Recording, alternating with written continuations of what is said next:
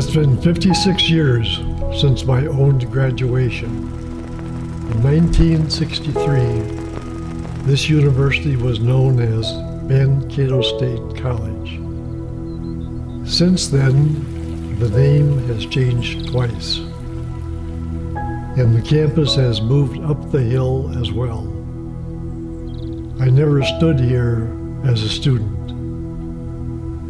but despite these changes, Minnesota State University Mankato has always felt like home to me. When I return to campus, I'm reminded of the opportunities this university gave my family.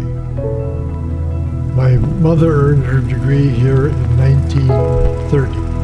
My brother graduated 5 years after I did. This is where we started the rest of our lives, and they have been good lives. When I see the joy and excitement of commencement ceremonies, I think about the other lives that are being launched here.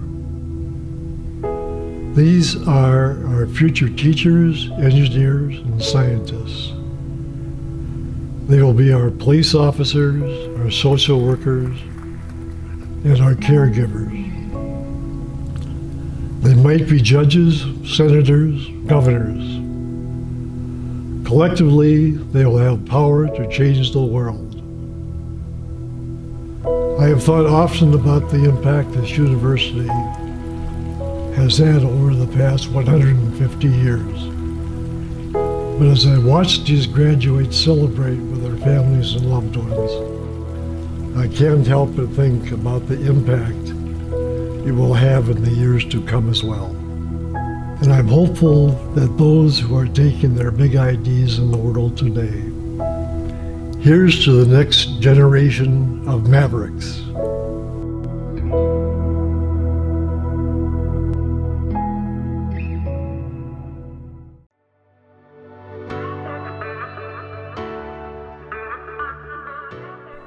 "2020 started like any other year at Minnesota State University Mankato. Students returned to campus as usual. There was snow and sun and scarves. The Maverick men's hockey team was cruising toward a chance at a national championship. Then, everything changed. I did not see it coming. It changed my life and the life of everyone around me. Classes moved online. I never thought that part of my college experience would start off at home. Sports stopped short. Commencement ceremonies had to happen virtually. Class of 2020, congratulations. Suddenly, we were all about Zoom and masks and FlexSync. 2020 wasn't the year anyone expected it to be. 2020 is going to change a lot of the ways we're going to do things. But we made it through together. Here's to the year that was, and the year that lies ahead.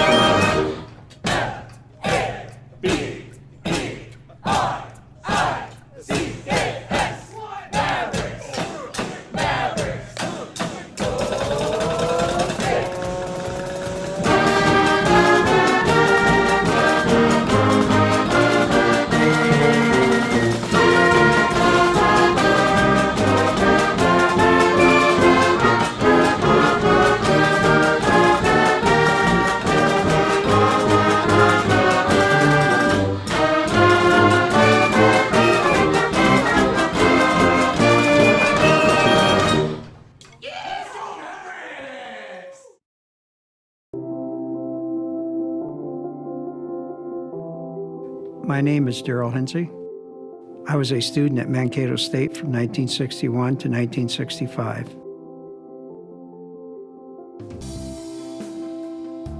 My education at Mankato, second to none, and contributed, I would say, 100% to any success I had. When I received a scholarship, it was not only the financial support, but also the recognition that someone saw the value in me to make that investment. Because of the scholarships I received, I knew I would want to donate and give back when I could. There really was no question. One of the best feelings I have is knowing that donations you make today help students become successful and become donors themselves. It affects generation after generation. I will continue to donate for as long as possible.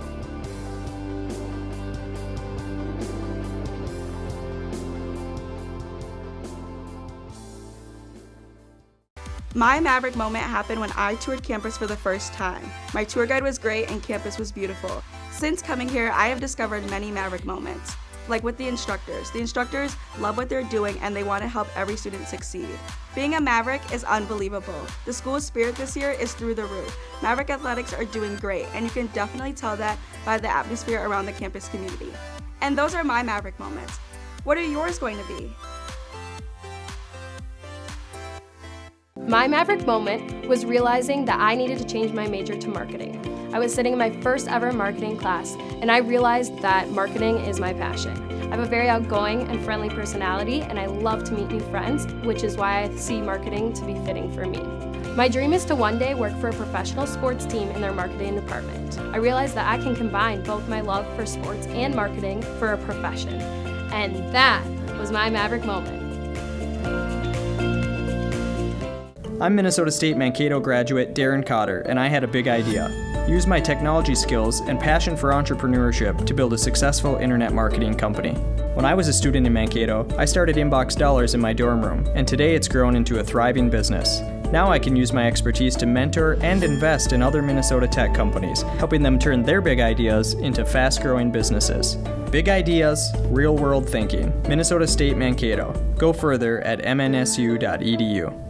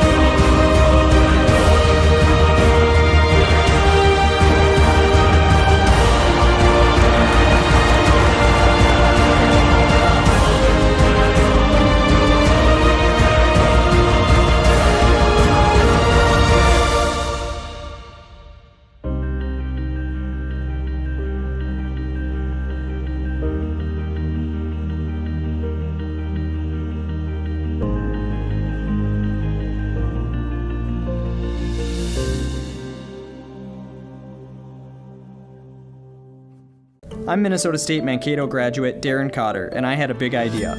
Use my technology skills and passion for entrepreneurship to build a successful internet marketing company.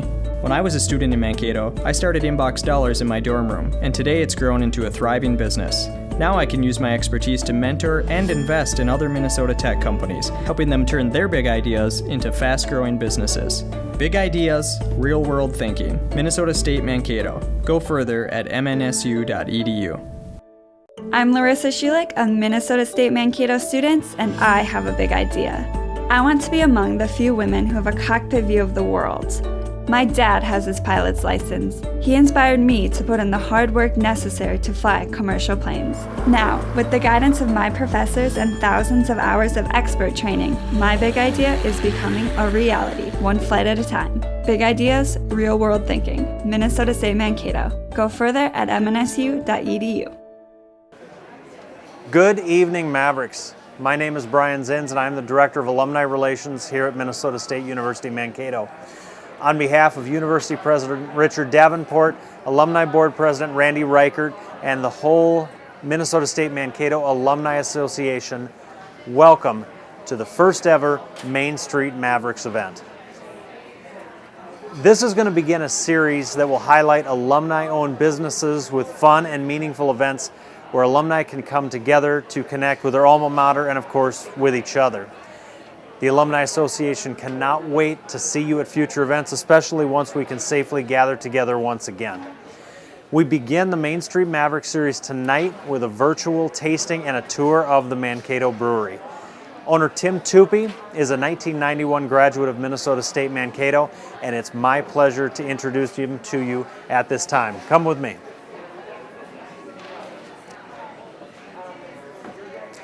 I can see Tim right here. You can see we have their tasting area and a bar set up, just a really neat place here. Let's head down, and I can see Tim right here. So I want to thank everybody for coming out today. My name is Tim Tupy. I'm with Mankato Brewery. I was the founder of it. We just had our 9-year anniversary, and we're really excited to have you guys here today. I'm a 91 graduate of Minnesota State University of Mankato. I'm originally from New Prague, so I came down to college here in Mankato. I graduated from high school in '87, so it's kind of a point in my life I didn't really know what I wanted to do yet at that point. I graduated with a finance and computer science degree, so I'm really excited to have you guys here. So tell you a little bit about the brewery itself and how I came across starting the brewery. Granted, I went to college. I didn't go to school for making beer. I was a home brewer for quite a few years. My great-great-great-grandfather opened up a brewery in New Prague back in 1885. So at that point, we just decided, I was making beer. Beer was in my blood, per se. And back 10 years ago when I started working on the brewery, there was only 12 breweries in the state of Minnesota. So it's a lot different than it is today. And we opened up a production brewery. We go back 9 years now since our first beer was out on the market. So we're pretty excited. We're in lower North Mankato. The idea of a brewery back then, thinking about 9 years ago, you could be a production brewery or a brew pub, which is a bar and restaurant that also makes beer. So when we decided to be a production brewery, again at that time there was only 10 because there was 2 brew pubs. We decided we're just going to focus on the Mankato area, make beer, distribute out to bars and restaurants, and there wasn't an opportunity to have a tap room, which we'll talk about the tap room concept a little bit in the tour today. So today we're here in the brewery, lower North Mankato, a perfect location for us because as a production brewery we had to focus on distribution. So we're producing beer to be made here, be served in other bars, restaurants, and liquor stores. It wasn't until we were open about 5 months that the Minnesota Pint Law passed that allowed a brewery to actually sell beer on premise, which we call, like you think of as tap room. We couldn't do that. We could give away beer in our tours, but of course that's not a great business model just to give away beer. So we would do tours once a week, give out samples and fill growlers over actually a trench drain in the brewery floor, and we would do that a couple times a week, and that was about it. And 5 months into it, we could do a tap room, but at that point, we had one distributor that just focused on the Mankato area. That's going back quite a few years now. 9 years actually this past January was our anniversary.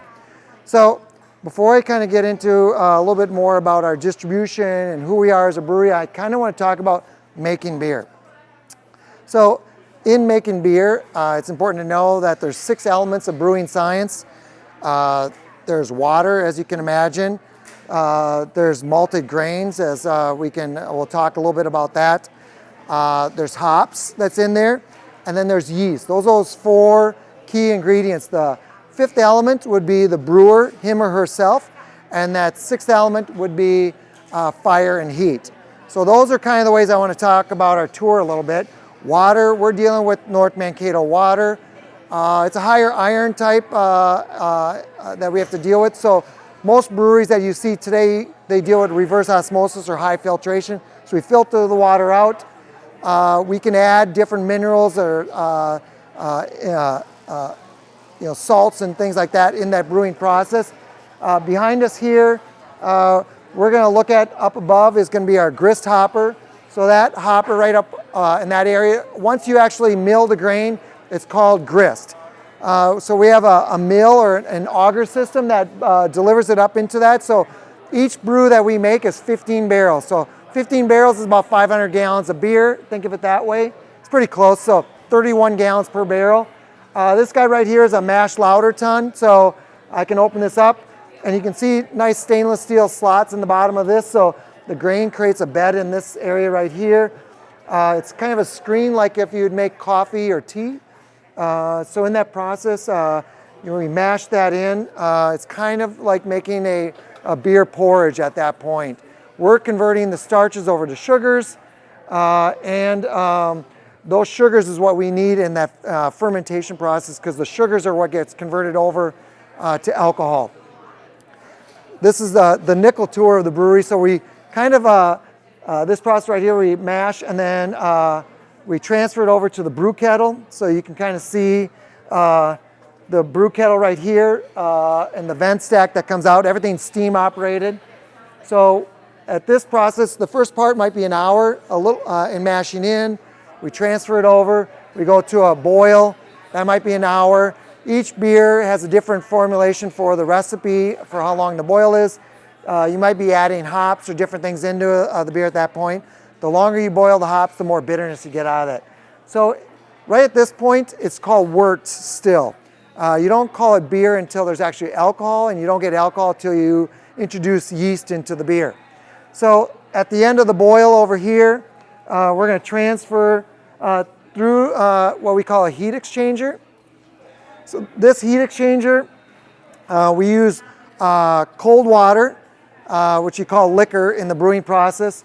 And it's almost like the radiator, think of in your car. So you're going to have cold water goes through plates, and then through that transferring in a sanitary environment is going to be the wort. And so at the end of the boil, everything is over 200 degrees Fahrenheit. The yeast wants an ideal temperature, and each yeast is going to want the beer to be, or the wort to be at a certain temperature. The heat exchanger allows us to dial in to drop the temperature down to what we want. Maybe that yeast wants to operate at 68 degrees or 65 degrees, whatever it might be, Fahrenheit. And just think of it, if you've ever made bread or anything like that, you know that yeast is very important. So that's kind of the process at this point. We're going to knock the temp down. We transfer it over to the fermenters, and the fermenters over there. So we're going to kind of walk over there. So if we can be safe, we're going to kind of, don't trip.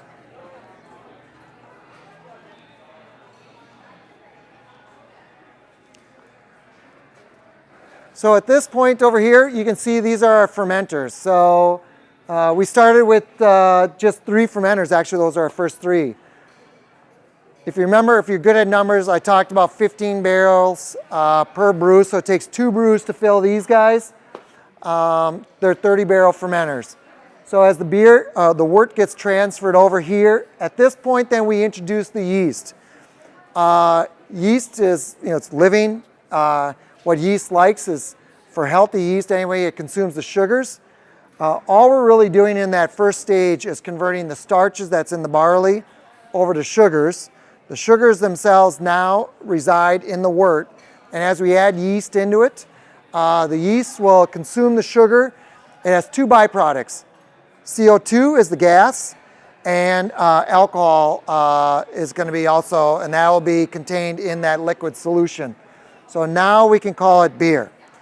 A lot of times people ask, how long does it take to make beer? You know, like brew day to package.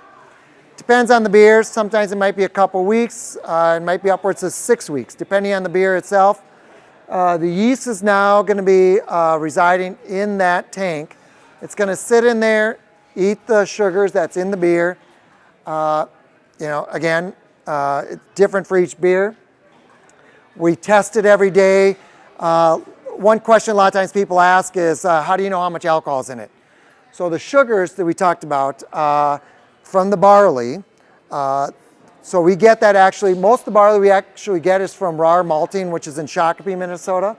So I assume most people know Shakopee, just south of the metro.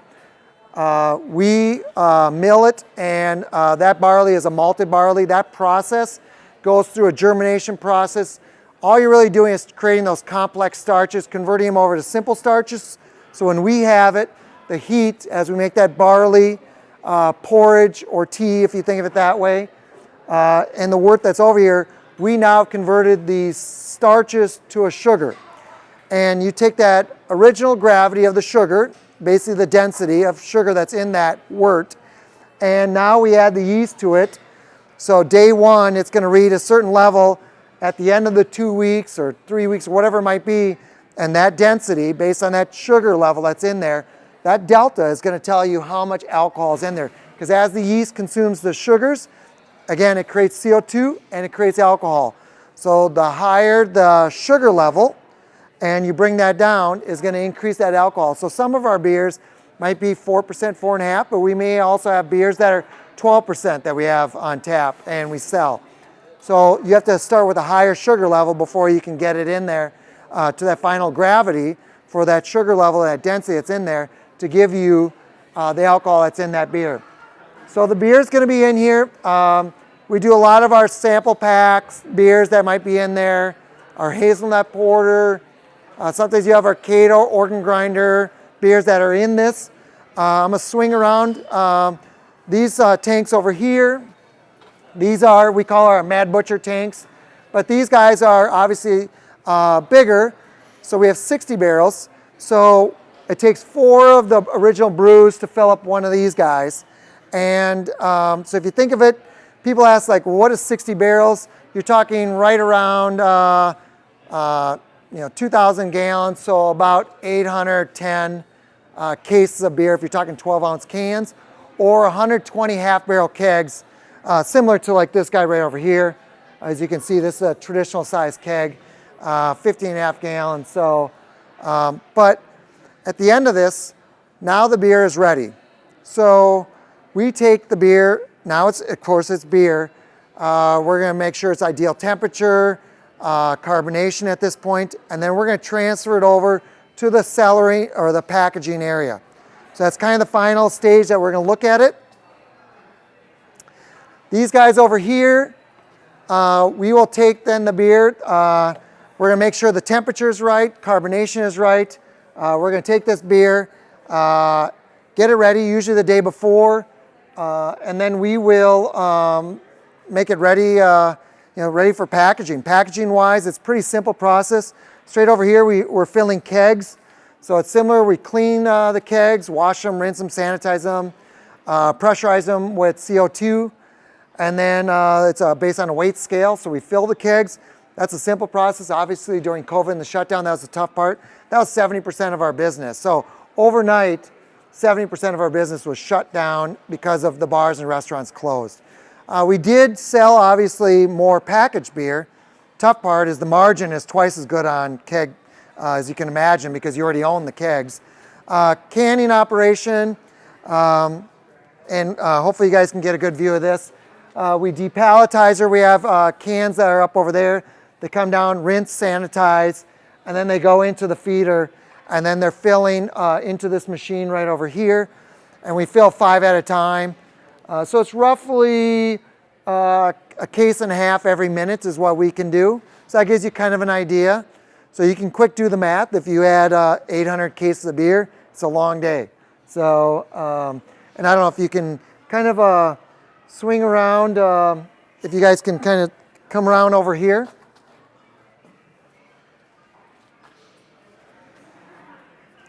So as you can see on this side, we're dealing with the filling operation, and we do labels. We pride ourselves in what we do for packaging too. We try to shop local as much as we can ourselves. You know, we practice, you know, shop local for the bars and restaurants. But our labels all come from Label Works, which is part of a Taylor Corporation. So it's great. We get our labels 2 miles down the road. Mankato Packaging, which is also in North Mankato, right up on top of the hill. We get all of our 12-pack boxes from them. So that's a great way for us to be able to shop local. Locally owned also for that company. And so everything comes off this line. We're accumulation at the end right here. So as the cans, and you can check, a lot of times we'll post videos, or when we release, we just did one. We have 2 beers that are coming out in sample packs, which I'll show you. Is going to be Haymaker, which is an IPA that we've done before. And we have our Baltic Porter, which is actually a lager. Lager yeast that we use on that one. Smoothest porter I've had ever, probably. This one comes in about 6%. So you can see videos we posted this week on that also on our Facebook page. But it's kind of fun just to see different beers, and we should be kind of, you know, it's a fun way for us to kind of do that. So distribution-wise, you know, Mankato Brewery, we started with one brewery. We work with Tao Distributing, which is our local distributor in they're actually in Mankato. So they kind of cover the greater Mankato area. They represent about 40% of our sales. We look at our distributors as true partners. So since then, when we launched 9 years ago, then we added College City, which is actually out of Dundas, right by Northfield. So that's south of the river for the metro. They kind of line up in the Waseca area. There's a township line. So that's kind of a big area from that standpoint. And we added Rochester, southwestern Minnesota. Then we kind of branch up northern part. So we're in Duluth, central west part of the state, going all the way up to Fargo. We added with Duluth Superior, so we added eastern part of Wisconsin. Of course, as we head up to Grand Forks area in the northwestern part of the state, we go all the way up into Warroad, and then the eastern part of North and South Dakota. So Sioux Falls is a big market area for us, Fargo is, and then northern part of Iowa. So we're just in the northern part. So the Lakes area, Okoboji, that kind of area is a big part for us, obviously, because they come to Mankato to shop. So that's where we are. We're right now, you can't find us north of the river. So if you think of Shakopee all the way up to Stillwater, that North Metro area, we're not. You can find us uniquely in certain areas, but we're looking at adding that area pretty soon. And that's a little bit about from our distribution. The tap room, we kind of use the tap room as marketing. We come up with, we call them nano beers, small one-offs. Mad Butcher is our #1 beer, which is it. We'll talk more about that in the sample pack or in the pack that you have today. But people can come down here, get a pint of it, 10-ounce pour. Crowlers, which is 750 milliliter, or a growler half-gallon of it. But they can come down here, and that has changed quite a bit for us. So, and we'll kind of head over that way actually now. So follow me over there.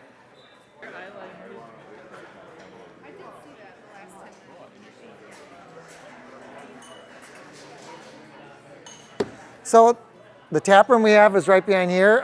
We are limited on hours because we truly, if you guys know, we're in Mankato, North Mankato. We're really close to Hinniker Pond or the Pit, if you've, depending on what year you went to college here. So, so this is our tap room. We are limited on hours. And so, yeah, stop by. Check out our website, anything like that. We have all of our beers. We do a lot of the nanos like I talked about before. This is the kit. So this is going to be a time where you're going to want to get your kit kind of ready. So as we, there was not a pre-approval on the photo. So it's kind of interesting when I saw my picture on this. So I was, anyway, we'll skip that part. So, but as you can see, get your kit ready. There's some information in here. Make sure you check it all out. I'm sure you've opened it up already. You got your foamy fingers over here. And sample glasses, get those ready. Make sure they're clean. You have to put your beads on so you're ready for that. And we're going to be using these glasses for the sampling.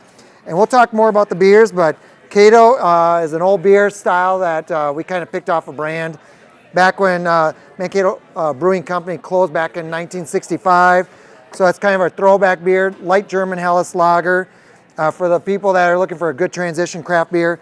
And then we'll also talk about our Mad Butcher IPA, citrusy, juicy, a great craft beer. That's our #1 beer. So, and then of course you got your masks in here. So we got to play safe, and depending on your environment, I'm assuming you're at home or with your friends, but we're really excited to be in as part of this first program for you guys. So we'll get ready for you guys. So off to the next step here. Get your beer ready. Okay, perfect. All right, so we're actually at the bar now. I'll try to stay out of everybody's way here. So we have the Cato lager, which is, again, it's a light German lager. It's a Helles lager. A lot of Pilsner malt that's in this one. More nice malt forward, low on the hops. This is the beer that I kind of call it the gateway beer to craft, because maybe you're not used to craft and you're drinking domestic light lager, which is fine. This is the beer that would be probably most for you. So even if you're not traditional craft beer drinker, this is a great beer.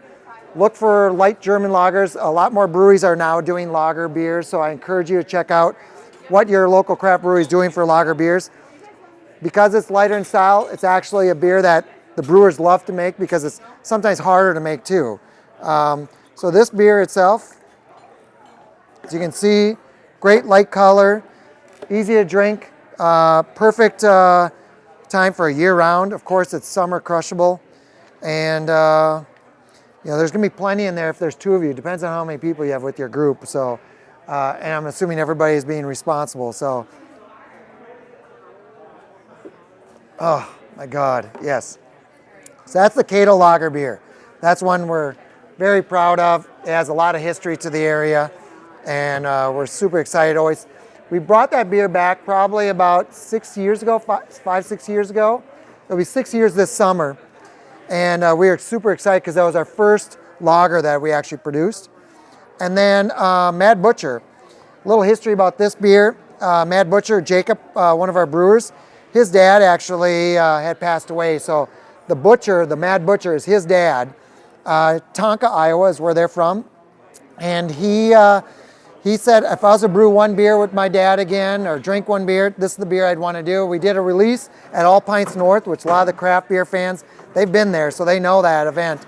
And we did this beer just as a one-off, and it just was like a fan favorite there. And we decided we were going to make it again. So that next January at the Mankato Craft Beer Expo, sad to say it didn't happen this year. So 2022, I guess. But we brought it back again, and we were only going to bring it back for a few months.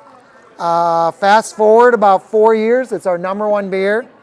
And Mad Butcher, it's definitely hop forward, so it's dry hop. So we have a machine that actually does our dry hopping for us. Citron Mosaic, so it gives you kind of that grapefruity. And sometimes people are curious on how hops can give you grapefruit character. There's no grapefruit in it. This is my favorite beer that my wife, she likes of ours, because of that grapefruit character in there.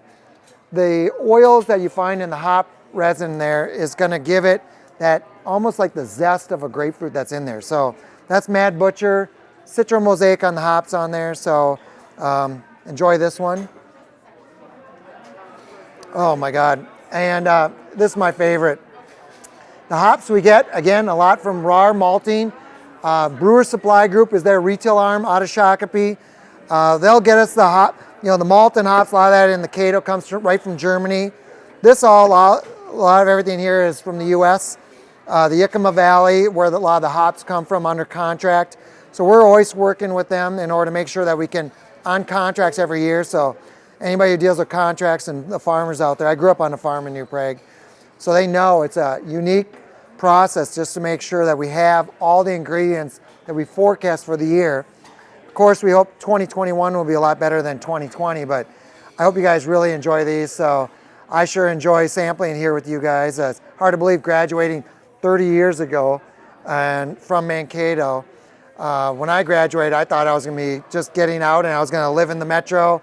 I did it for like a couple months. I moved home with my parents back in New Prague, and I moved back. I got a job at the local telephone company. That was my first career, working there at the local telephone company. Worked then at Midwest Wireless. Through that process, my wife and I opened up a salon and spa here in Mankato. We've owned and operated that for about 25, 26 years. And then 10 years ago, I incorporated, that's why you'll see 2010, with the brewery open. Started working on the brewery, opened it up 9 years ago now. And so we still run and operate both businesses. It's been very busy. It's great to hire our head brewer. Our entire team pretty much is all, most of them are Mankato alum here at the brewery. And it's just kind of exciting to actually create a place like this that not only can we have Mankato people, residents that live and work in this community, come back. Even today here, I've seen a couple people that I haven't seen in 30 years. My best friend from high school, the reason I came to college here, Phil Cromie, we were down here. He came down. It was kind of neat to see him, especially with COVID. I haven't seen him in over a year now.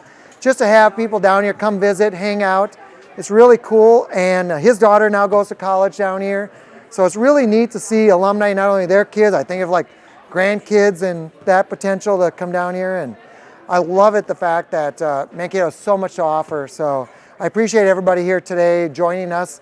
And we'll talk more and be opening up for Q&A. So we're pretty excited to have everybody here. Thank you, guys.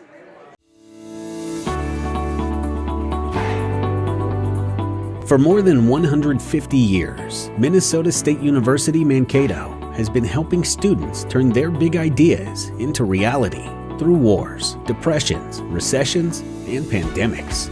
We've been here, and we always will be. Adapting to the real world is not only what we teach, it's what we do. Big ideas, real world thinking. Go further at mnsu.edu. And we're back. We hope you've enjoyed the event so far. I'm Courtney Hennis, Associate Director of Alumni Relations. We've come to the point in our program for our question and answer, so let's see what we have for you. This question is for Tim. Tim, this is from Gina. I know a bit about the history of brewing in this region, Jell's tour, etc., but not much. Can you tell us how Mankato's brewing history informed you as you developed Mankato Brewery? I mean, that's a great question, because a lot of my history and my experience comes from what I actually learned from Shell. So I went on the tours and everything back in the day, so I was thinking about like what we could do for a brewery here in Mankato. Again, like I mentioned when we were walking around, I mean, there's 12 breweries in the state, so I really look up to those guys as our big brother in this process. So it's exciting. History-wise, I knew that regions-wise, Mankato had some great beers back when it was Cato Beer, Regal, Standard, Jordan Beer. So there's back in the days, they used to have a lot of breweries in the area. So that was a big influence on what we were doing here. And so we were excited to be able to bring that back to the community and to the people that live around here, and just really have a brewery for who they are, and just to help support the community, because it's not just about the beer. The beer creates people talking about what we can do to bring back in the community and getting people together, engaging in conversations, and just raising the bar for what we have to offer for everybody here. So that was kind of big, the influence. Let's bring a brewery back to the region. Great. Okay, another one for Tim. This question is from Tim. What has been your biggest learning experience? I think the learning experience here is that you have to have passion about what you like to do. So, I mean, for me, from my experience, growing up on a farm, working hard, going to college here in Mankato, and I just felt like if you don't enjoy what you do, it's important that you've got to find that. And, I like drinking beer, making beer, and that was a big piece about this.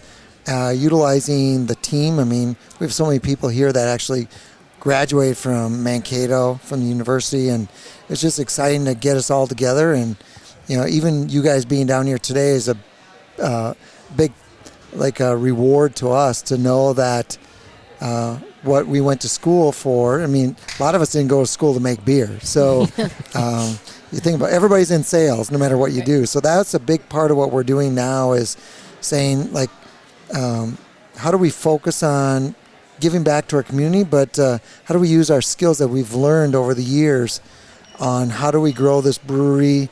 I mean, we sell to a lot of areas outside of Mankato. It's kind of cool to actually have it in our name. So that's a big part, because everybody we run into, they're like, oh, my kid went to college here. I went to college. Maybe they didn't go to college, but I met my spouse when I was visiting my best friend. This actually happened when I was in Rochester. So these are the really neat parts about what Mankato has to offer at the university, and just getting everybody together and just being something that people don't think of, like, oh, I went to college there, but what happens after, and the stories of your life, and looking back on why you're here where you are now, and going to college here, and me and my wife, and she's from the area and staying here, and it's a big part of like who I am today. So I'm really excited about it. Great. Okay, and this one's for Brian. Brian, this is coming from Joe. How has the alumni team transitioned to a virtual platform throughout the pandemic?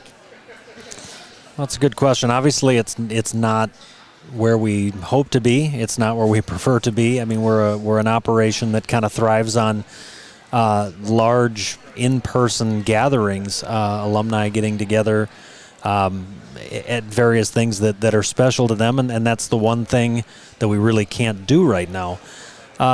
So, I mean, at first it was kind of a wait-and-see thing, and then after it was clear that this was going to go on for some time, the alumni relations team and other people that support it kind of quickly transitioned to virtually reaching out to our alums on a one-on-one in a one-on-one way, and sometimes that was as simple as reaching out to the alum just to check in and to see what they were doing for a living, where they were living, where they were at family-wise, find out what meant a lot to them when they went to school here, and then finding out down the road when we all can be back together in a traditional way, what things would they like to do to reconnect or to connect for the first time with Minnesota State Mankato.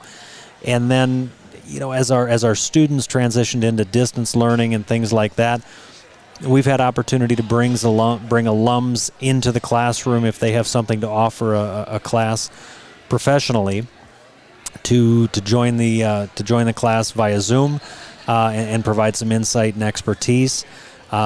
We've had people that have continued to, just in a virtual format, serve on alumni boards, college boards, and things like that. So, just trying to use the things that are available to us, Zoom and quite frankly the good old-fashioned telephone, and on a one-on-one basis rather than in large groups, connecting with our alums so that when we're back to normal, we know how those alums want to re-engage and what they might want to do with us in the future. So Sooner than later. Yep, we hope so.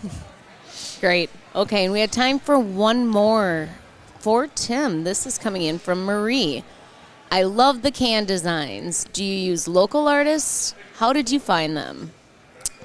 So the can design itself, when we originally, the big part of what we're doing right now is based on, I sit there and think about transitioning from bottles to cans. So we did that transition. It'll be coming up on 4 years. We just didn't want to do the same look and feel, so we want to change it up. So we decided that we love the pop art culture, 50s, which transitioned to comic book. And comic book, if we think about the can label, it tells a story, so which is perfect as you flip through the comic book.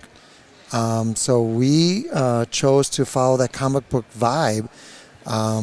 We work with a few different artists. I mean, the first guy I worked with actually does work for Marvel Comics, and Cody is the guy that we work with now, and he's great because he helps us with a lot of our local, because we do a lot of, we've worked stuff on local nonprofits and things like that. So we try to tell a story, and in that story is the branding. So it's just that it's the art, it's fun.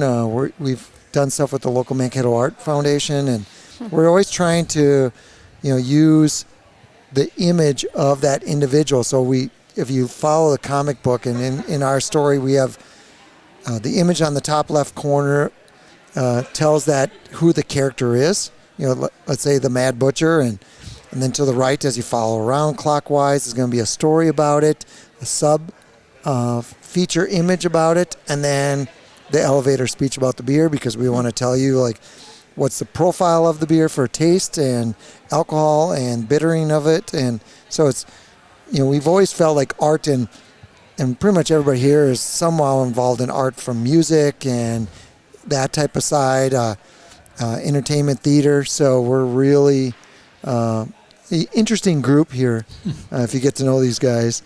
So great. Yeah, perfect. All right. Thanks. That's going to conclude our question and answer session. So Tim, thank you to you, to your entire amazing staff here. It has just been a wonderful evening. And since we have started working with you on this first Main Street Mavericks event, your staff and you personally have just been so welcoming and literally, just opened your doors to us and made this just a smashing success. So thank you so much for all your efforts. Thank you for having us. Absolutely. We could not think of a better one to kick this series off with. The next time you're in the Mankato area, be sure to stop by here to the Mankato Brewery. The Alumni Association, the Alumni Board, we want to thank each and every one of you too for joining us tonight and getting this Main Street Maverick series off to the great start that we have so far. There's always many great ways to engage with Minnesota State Mankato.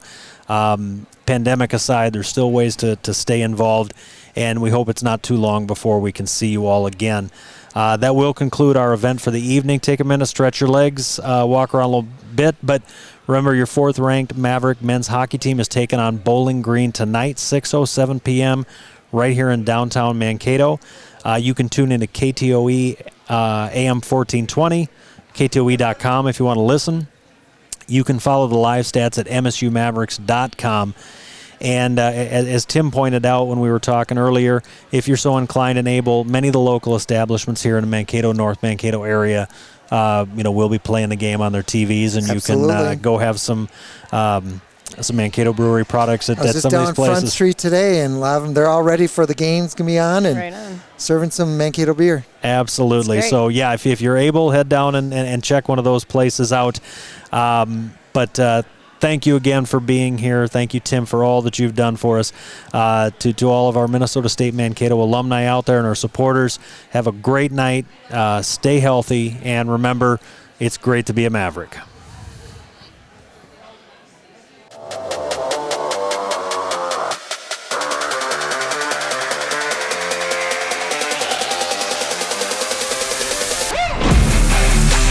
Jewell all the way out to the left point, up top, wide on a shot, that'll go into the net. It'll go behind the Minnesota State goal, try to play it out front, and they'll get the power play. There's a shot by Smith, and that's going to be a goal.